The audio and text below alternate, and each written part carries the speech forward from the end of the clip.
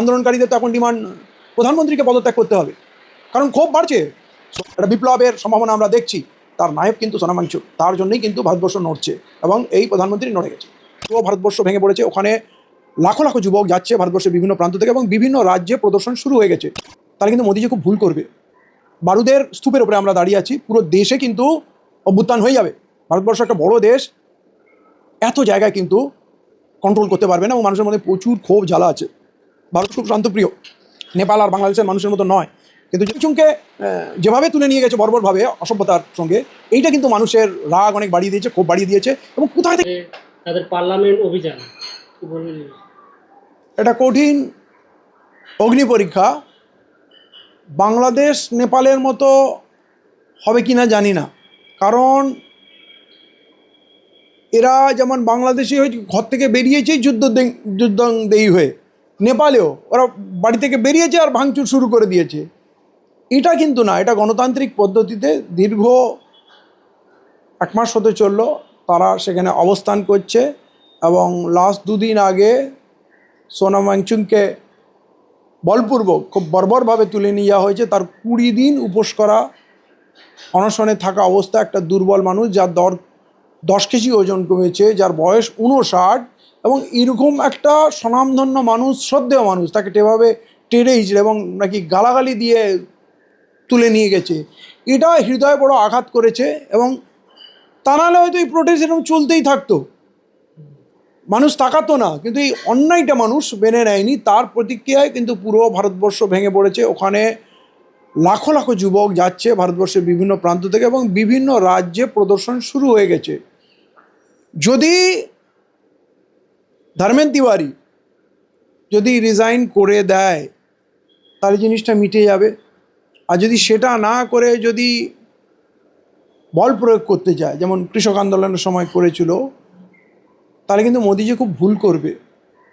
বারুদের স্তূপের ওপরে আমরা দাঁড়িয়ে আছি, পুরো দেশে কিন্তু অভ্যুত্থান হয়ে যাবে। ভারতবর্ষ একটা বড় দেশ, এত জায়গায় কিন্তু কন্ট্রোল করতে পারবে না এবং মানুষের মধ্যে প্রচুর ক্ষোভ জ্বালা আছে। ভারতের মানুষ খুব শান্তপ্রিয়, নেপাল আর বাংলাদেশের মানুষের মতো নয়, কিন্তু যদি তাদের কোণঠাসা করে দেওয়া, তাদের কথাটাও বলতে না দেওয়া হয়। 20টার উপরে ছেলে আত্মহত্যা করেছে, 150-র উপরে পেপার লিক হয়েছে 12-13 বছরে, সেটা তো মামুলি কথা নয়। অতএব সীমা ছাড়িয়ে গেছে। এরপর যদি বল প্রয়োগ করে কি হবে বলা যায় না। আমি খুব চিন্তিত, বহু মানুষের প্রাণ যাবে, কি হবে, রাষ্ট্রীয় সম্পত্তি ধ্বংস হবে, নাকি পুরো পৃথিবীর মুখে একটা মানে কালো দিন হিসাবে চিহ্নিত থাকবে মানে মোদিজির তরফ থেকে। কারণ এই পরিমাণ রাষ্ট্রীয় সন্ত্রাস গণতান্ত্রিক ধর্ণা অবস্থানের উপরে এর আগে কখনো হয়নি। এবং এরপরেও যদি বল প্রয়োগ করেন তাহলে হয়তো, কারণ এখানে পুরো ভারতবর্ষ জুড়ে গেছে, কৃষক আন্দোলনে শুধু কৃষক ছিল, কিন্তু এখানে পুরো ভারতবর্ষ জুড়ে গেছে। অতএব এইটাকে কিন্তু সামলানো খুব কঠিন হবে। ধর্মেন্দ্র প্রধানকে পদত্যাগ করাচ্ছেন না বা তিনি পদত্যাগ করছেন না, আরেকদিকে যারা আন্দোলন করছে তাদের আন্দোলন করতে দিচ্ছে না, তাহলে কি নেক্সট বাংলাদেশ বা নেপাল বা শ্রীলঙ্কা হতে পারে কি ভারতবর্ষ? এটা সম্ভাবনা আছে। সবাই আশঙ্কা করছে, ধৈর্যের বাঁধ বাঁধছে। এখন আর কেউ হিন্দু মুসলিম শিখ খ্রিস্টান নেই, না কেউ শিখ, না কেউ জাট, না কেউ তামিল, সবাই সবাই এক হয়ে গেছে ভারতীয় এই পরিচয়ে। এবং এই ভারতীয় ব্রিটিশকে তাড়িয়েছে। এই ভারতীয়দের যদি কেউ আন্ডারস্টিমেট করে, উনি কাউকে রিজাইন করতে দেন না। উনি ভাবেন তাহলে আন্দোলনকারীদের মনোবল বাড়বে, তারা আরও বেশি করে আন্দোলন করবে, হয়তো তারা একসময় প্রধানমন্ত্রীর পদত্যাগ দাবি করবে। এই ভয়ে বলছে যে না, এই পদত্যাগ করার সিস্টেমটাই রাখবো না। তাহলে এরা বুঝে যাবে কেউ পদত্যাগ করবে না, তাহলে আন্দোলনও করবে না, আন্দোলনকারীরা যাতে উৎসাহিত না হয়, এই জন্যে ওর সিদ্ধান্ত। কিন্তু আজকেই হয়তো সিদ্ধান্ত হয়ে যাবে যে উনি পদত্যাগ করছেন কি করছেন না। কিন্তু আন্দোলনকারীদের তো এখন ডিমান্ড প্রধানমন্ত্রীকে পদত্যাগ করতে হবে, কারণ ক্ষোভ বাড়ছে। সোনাম ওয়াংচুককে যেভাবে তুলে নিয়ে গেছে বর্বরভাবে অসভ্যতার সঙ্গে, এইটা কিন্তু মানুষের রাগ অনেক বাড়িয়ে দিয়েছে, ক্ষোভ বাড়িয়ে দিয়েছে। এবং কোথা থেকে আসছে, মহিলারা আসছে, মানে এটা দেখলেই বোঝা যায় যে পরিস্থিতি খুবই খারাপ। এই যে আমাদের রিপাবলিক বাংলাতে মিডিয়া বলছে যে এর সাথে চীনের যোগাযোগ আছে, যেহেতু বামপন্থীরা সাপোর্ট করছে। চীনের সঙ্গে তো প্রধানমন্ত্রীর যোগাযোগ খুব ভালো আছে। তো আজ থেকে না, বহুকাল ধরে, যখন গুজরাটের মুখ্যমন্ত্রী হননি তখন থেকে তিনি তার যাতায়াত, সুব্রমণিয়াম স্বামী তার অনেক বিস্তৃত ব্যাখ্যা দিয়েছেন, এবং তার নাকি এই তখন মুখ্যমন্ত্রী প্রধানমন্ত্রী কিছু হয়নি, তার নাকি অনেক ভিডিও চীনের কাছে আছে। চীন অরুণাচলে 60 কিলোমিটার ঢুকে গেল, লক্ষ লক্ষ বর্গ কিলোমিটার দেখলো, আকসাই চীন দখল করে নিল, এখনও ঢুকে যাচ্ছে, লাদাখে ঢুকছে। আমার প্রধানমন্ত্রী কিছুই কথা বলেন না। তাহলে চীনের সঙ্গে ওনার সম্পর্ক আছে। ভারতীয় আর্মিদের ওই সিয়াচিনে যাতে কঠিন শীতে টিকে থাকতে পারে, তাই জন্য তিনি গরম ক্যাম্প তৈরি করেছেন সোলার এনার্জি ইউজ করে, যাতে তারা কমফোর্টেবল থাকে। তিনি আর্টিফিশিয়াল গ্লেশিয়ার ক্রিয়েট করে লক্ষ লক্ষ গ্যালন জল তিনি করেছেন। লাদাখে খুব জলের অভাব আছে, তার শিক্ষা মেথড পুরো পৃথিবী অনুকরণ করছে। আর সেই লোকটার কিনা সন্ত্রাসের সঙ্গে যোগাযোগ বা চীনের সঙ্গে যোগাযোগ আছে, এই কথাটা কেউ মানবে না। ওরা তো এখন বলছে আজাদ হিন্দ ফৌজ, নেতাজি যেটা করেছিল ওটা নাকি ব্রিটিশ সৈন্য ছিল, ওরা ওদেরকে জার্মান বন্দি করেছিল, জার্মান বন্দি করে নেতাজিকে দিয়ে দিয়েছিল। তো ওই ব্রিটিশ সোলজারদের নিয়ে আজাদ হিন্দ ফৌজ করে ব্রিটিশের বিরুদ্ধে যুদ্ধ করবেন? মানে কতটা অশিক্ষিত হলে এই কথা এরা বলতে পারে? অতএব ওদের কথার কোনো মূল্য নেই, ওরা মানুষকে বিভ্রান্ত করতে যায়। উনি শ্রদ্ধেয় মানুষ, আসলে এরা কাউকেই শ্রদ্ধা করে না, মানে যারা শ্রদ্ধেয় মানুষ তাদের শ্রদ্ধা করে না। এদের ট্রেনিংই এটা, মানুষকে মিথ্যা দ্বারা বিভ্রান্ত করা। কংগ্রেস আমলে আমরা দেখেছিলাম যে আন্না হাজারেকে তিনি দীর্ঘদিন ধর্ণা দিয়েছিলেন, আমাদের পশ্চিমবঙ্গে মমতা ব্যানার্জি দীর্ঘদিন ধর্ণা দিয়েছিলেন।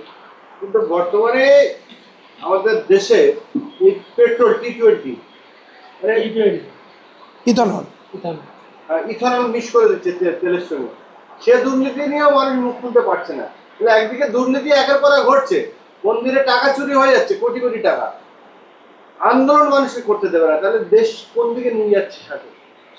আন্দোলন মানুষ করে করে ক্লান্ত হয়ে গেছে, এবং একটার পর একটা এত অন্যায় হয়, এত ইস্যু আসে, মানুষ ভাবে কোনটার প্রতিবাদ করব। তার উপরে যে দমনপীড়ন নীতি, ওমর খালিদ শারজিল ইমামকে যেভাবে 6 বছর জেলে পুরে রেখেছে, এবং পুরো রাজ্যে পুরো দেশে এরকমভাবে দমনপীড়ন চলছে যে মানুষকে আতঙ্কিত করেছে। যেমন দিল্লি শাহিনবাগ আন্দোলনের সময় দিল্লি দাঙ্গা করে রক্তারক্তি করে দিল, বহু মানুষের প্রাণ গেল। তো এরা এই পরিমাণ টর্চার করছে, তারপরে চোরাগোপ্তা, মার্ডার, খুন এগুলো আছে। তো মানুষ ক্লান্ত হয়ে গেছিল আন্দোলনের। এই যে দিল্লির জান্তার মানের আন্দোলন হয়তো ফেলিয়ার হতো যদি পুলিশ, ওই সোনাম ওয়াংচুক যদি ওখানে না ঢুকতেন আর পুলিশ যদি অ্যাকশন না নিত, তাহলে এই জাতি হয়তো এখনও ঘুমিয়ে থাকতো। কারণ ওই মানুষটার প্রতি মানুষের এতটাই শ্রদ্ধা, এতটাই বিশ্বাস, মানে হয়তো নিজের গায়ে লাঠি পড়লে, ডান্ডা পড়লে অতটা জেগে উঠতো না, কিন্তু সোনাম ওয়াংচুকের গায়ে হাত পড়েছে, এইটা ভারতবাসীরা মেনে নিচ্ছে না। এবং এই যে একটা বিপ্লবের সম্ভাবনা আমরা দেখছি, তার নায়ক কিন্তু সোনাম ওয়াংচুক, তার জন্যই কিন্তু ভারতবর্ষ নড়ছে, এবং এই প্রধানমন্ত্রী নড়ে গেছে। বিরোধী রাজনৈতিক যে দলগুলো রয়েছে ভারতবর্ষে, বিশেষ করে কংগ্রেস, তারা মুখ খুলছে না। তৃণমূল কংগ্রেস তারা তো বিজেপির সঙ্গে মিশে গিয়েছে। কি হতে পারে ভবিষ্যতে? ভবিষ্যতে কী হবে বলা মুশকিল। ককরোচ পার্টি খুবই নতুন, সিম্বলিক, এবং ফেসবুকের একটা পার্টি ছিল, সোশ্যাল মিডিয়ার। কিন্তু আজকের দিন যে পরিস্থিতি হয়েছে, তাতে কিন্তু একটা নতুন শক্তির বিকাশ ঘটছে। রাহুল গান্ধী এখনও কিন্তু ধর্নামঞ্চে যাননি। উনি কি করছেন? কেজরিওয়াল গেছেন, মমতা বন্দ্যোপাধ্যায় যাচ্ছেন, আরও অনেকে যাচ্ছেন, কিন্তু রাহুল গান্ধী যাচ্ছেন না। রাহুল গান্ধী কি ভয় পাচ্ছে ককরোচ পার্টি কি কংগ্রেসকে রিপ্লেস করে দেবে? মানে এইটা অ্যাকচুয়ালি ককরোচ পার্টি একটা মঞ্চ, আমরা ওটাকে পার্টি হিসাবে দেখছি না, সবাই একটা থিম হিসাবে, একটা ইস্যু হিসাবে দেখছে। তার জন্যে বিভিন্ন রাজনৈতিক দল আসছে, ডিম্পল যাদবও গেছেন, আরও অনেকে আসছে, শাবানা আজমি গেছেন, মানে শেষ নেই। পুরো দেশের স্বনামধন্য মানুষ আছেন। রাহুল গান্ধী কেন যাচ্ছেন না? মানে তার মানে উনি শুধু কংগ্রেস পার্টি অপেক্ষায় আছে, মানুষের উপরে অত্যাচার চরমে গেলে বাধ্য হয়ে বাঁচার জন্যে ওরা আবার কংগ্রেসকে ভোট দেবে। মানে সেই ছিপ ফেলে মাছ ফাঁসার অপেক্ষায় বসে থাকার মতো অবস্থা। এইটা আমার মনে হয় না রাহুল গান্ধীর কোনো সঠিক বলিষ্ঠ সিদ্ধান্ত হচ্ছে, কারণ কোনো লড়াই তিনি করেননি। তিনি হয়তো টক শোতে কথা বলেছেন, টুইট করেছেন, প্রেস কনফারেন্স করেছেন, কিন্তু দেশব্যাপী যে গণ আন্দোলন, যেটা ককরোচ পার্টি নিয়ে ঠিক ছিল বলে আজকে সেই বিদেশ থেকে একটা ছেলে এসে যদি ভারতবর্ষকে নাড়িয়ে দিতে পারে, আর সেটা যদি কংগ্রেস পার্টি না পারে, কংগ্রেস পার্টি চেষ্টাই করেনি, কোনো পদক্ষেপই নেয়নি। ভারতীয়রা যাত্রা করেছে ন্যাশনাল ফ্ল্যাগ পরে, এটাকে আমি মর্নিং ওয়াক বলি, বডি ফিটনেস, কোনো কংগ্রেসের ঝান্ডা ধরে কোনো কনফ্রন্টেশনে, কোনো আন্দোলনে যায়নি। এটা একটা ভারত পরিক্রমা হয়েছে। আর এই যে কঠিন লড়াইটা দরকার সেইটা কংগ্রেস করেনি। কংগ্রেস শুধু যেহেতু পুরনো দল, সেই অপেক্ষা আছে যে এক সময় মানুষ হয়তো ক্লান্ত হয়ে গিয়ে আবার কংগ্রেসকে ভোট দেবে, সেই অপেক্ষায় বসে আছে। তো হতে পারে এর মাঝখান থেকে নতুন কোনো শক্তি উঠে আসতে পারে, সেটা ককরোচ পার্টি হবে কি অন্য কিছু হবে বলতে পারছি না। কারণ বিজয় থালাপতি সাউথে বর্তমানে তার যা ইমেজ আর তা কাজ করছে, সবার মনে একটা কথা ভেসে আসছে, এরম যদি ভারতের প্রধানমন্ত্রী হয় কেমন হবে। মানে তার যা জনপ্রিয়তা, মানে একটা হয় কি পর্দার হিরো অনেক বড় হয়, কিন্তু বিজয় থালাপতি পর্দার থালাপতির থেকে বাস্তব জীবনের থালাপতির ইমেজ অনেক বেশি বড়, অনেক বড়। কারণ থালাপতির সিনেমা দেখে আমি কখনো তার ভক্ত হইনি, কিন্তু তার কাজ দেখে এখন আমি ভক্ত হতে বাধ্য হচ্ছি।